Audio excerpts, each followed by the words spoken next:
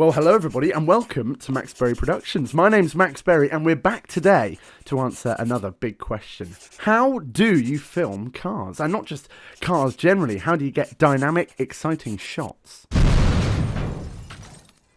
Right, let's get going.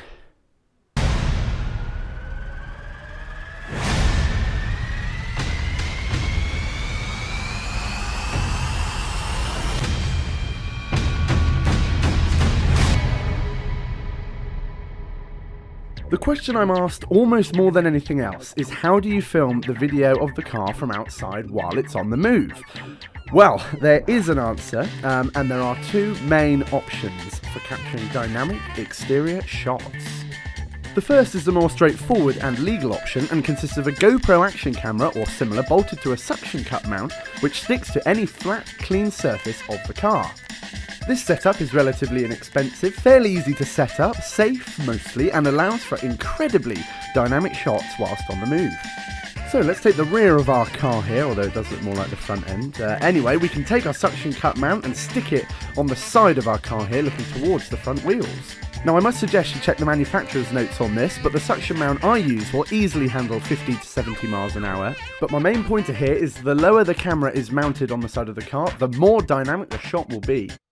This can allow for some shots like this, and I'll be honest, I was trying to draw it, but it didn't go that well, so let's just watch it instead.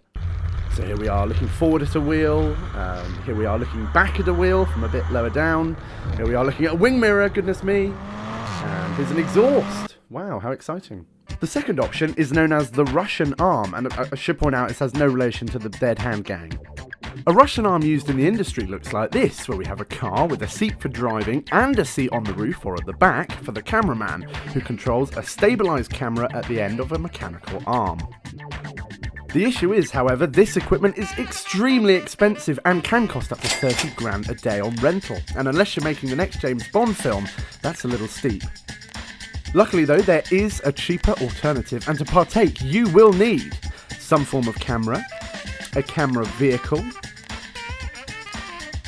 a human being, and finally a gimbal suitable for the camera you have chosen.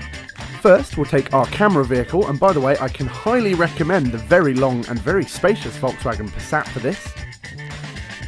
And we'll need the back seats down and the boot open. We can then slot in our driver, followed by our underpaid cameraman or woman, and as you can see, the poor bastard then holds the camera-laden gimbal out of the back of the car as you drive along in front of the feature car that you're trying to film. The key here, and I say this from personal experience, is to hook the cameraman's toes over the flattened seats to avoid him or her getting a face full of tarmac. I should also point out that the Russian arm technique is 100% illegal on the road, so do this only on private land and with additional restraints to avoid losing your precious cameraman. Well, there's the legal bit done. Executed safely, the Russian arm technique can give some very, very dynamic shots, even at low speeds. The other thing I would say, however, is to keep the feature car as close to the back of the camera vehicle as possible to make those shots as exciting as they can be.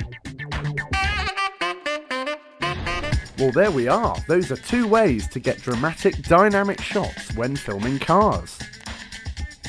I do hope you've enjoyed it. Please do remember to hit subscribe if you haven't already, and if you've got a better suggestion, do drop it in the comments. I'd be very interested to hear what your opinions are on this.